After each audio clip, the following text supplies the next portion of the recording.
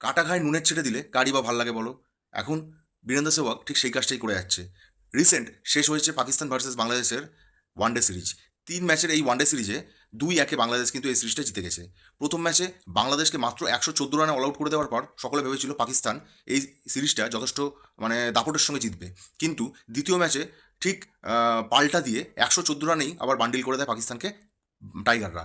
এরপরে তৃতীয় ম্যাচ অর্থাৎ হাড্ডাহাড্ডি ম্যাচে যে লাস্ট ম্যাচ, সেই ম্যাচে কিন্তু পাকিস্তান আর বাংলাদেশের এই দুজনের কিন্তু টার্গেট ছিল যে শেষ ম্যাচটা জিতে সিরিজ পকেটে করার। কিন্তু দুঃখের বিষয় এটাই যে পাকিস্তানের লেভেল এতটাই নেমে গেছে যে বাংলাদেশের কাছেও তারা সিরিজটা হেরে বসে গেল, অর্থাৎ শেষ ম্যাচটা হেরে তারা কিন্তু সিরিজটা হারতে হলো তাদেরকে, এবং বাংলাদেশ 2-1 সিরিজটা জিতে নিজেদের পকেটে করে নিল।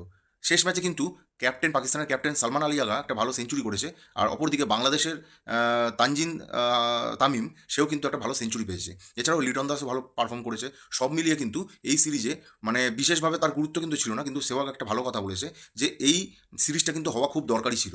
তার কারণ হচ্ছে, কে এশিয়ার সবচেয়ে নিকৃষ্ট জঘন্যতম দল সেটা প্রমাণ করা বাকি ছিল, এবং পাকিস্তান যে এশিয়ার সবচেয়ে লুজ দল এবং যাকে বলে বাংলাদেশের কাছেও যাকে হারতে হচ্ছে, পাকিস্তান হচ্ছে সেই রকম দল।